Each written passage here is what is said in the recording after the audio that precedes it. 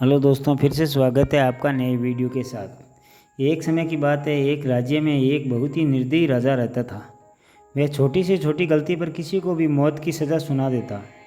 एक बार एक चोर चोरी करते हुए पकड़ा गया। जब उस चोर को राजा के सामने लाया गया, तब राजा ने बिना पूछे तुरंत उससे फांसी की सज़ा सुना दी। फांसी की सज़ा सुनकर चोर ज़ोर ज़ोर से ठाका लगाकर हंसने लगा। चोर को ऐसे हंसते हुए देखकर राजा को बड़ा आश्चर्य हुआ, क्योंकि फांसी की सज़ा सुनकर अक्सर लोग दुखी हो जाते थे, रोने लगते थे, दया की भीख मांगने लगते थे, पर इस प्रकार हंसने वाला वह पहला इंसान था। राजा ने कहा, अरे मूर्ख, मैंने तुम्हें मौत की सज़ा सुनाई है, कल तुम्हें फांसी पर लटकाया जाएगा, तू इस प्रकार हंस क्यों रहा है?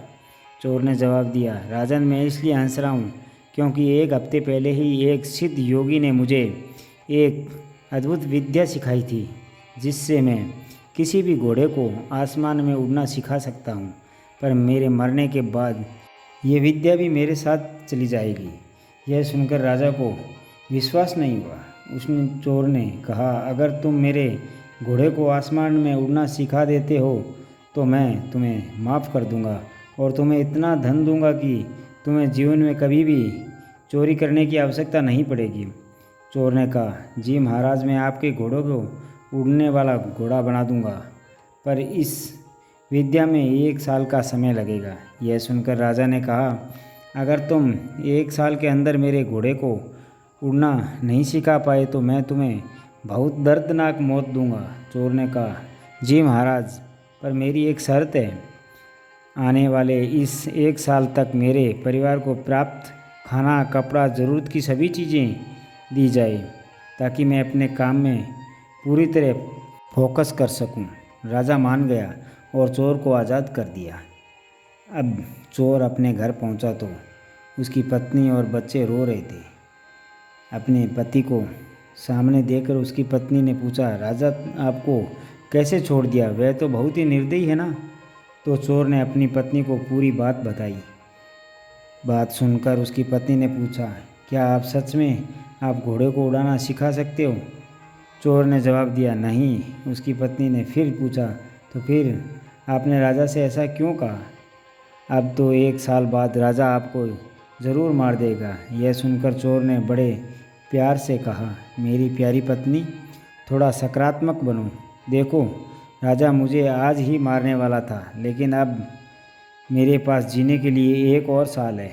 मुझे आने वाले 1 साल में 3 संभावनाएं नज़र आती हैं। पहला, क्या पता मैं खुद ही किसी बीमारी या दुर्घटना से मर जाऊं।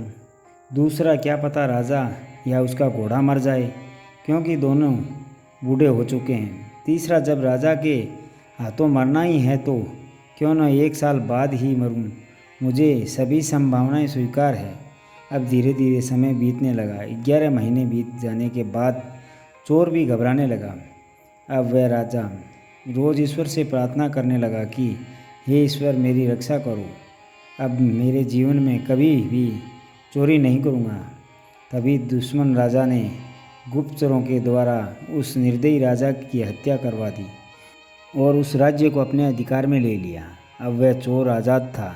उसने चोरी करना छोड़ दिया और अपने परिवार के साथ हंसी खुशी जीवन बिताने लगा। दोस्तों, भविष्य अनिश्चित है। जीवन में कोई नहीं जानता कि उसका आने वाला समय कैसा होगा, इसलिए जब भी बुरा समय आए तो हमेशा याद रखना कि यह भी एक समय ही है। समय कभी किसी के लिए ठहरता नहीं है। दोस्तों, यह बुरा समय आज नहीं तो कल बीत जाएगा, इसलिए जीवन में कभी भी निराश नहीं होना चाहिए, कभी उम्मीद नहीं छोड़नी चाहिए। हमेशा अच्छे कर्म करते रहना चाहिए, क्योंकि आपके द्वारा किए गए अच्छा कर्म सिंचित होते रहते हैं और सिंचित कर्मों का फल आपको इस जन्म में या अगले जन्म में मिलता ज़रूर है। इसलिए हमेशा अच्छे कर्म कीजिए। दोस्तों, मिलते हैं अगले वीडियो में। तब तक अपना ख्याल रखना, मुस्कुराते रहना। धन्यवाद।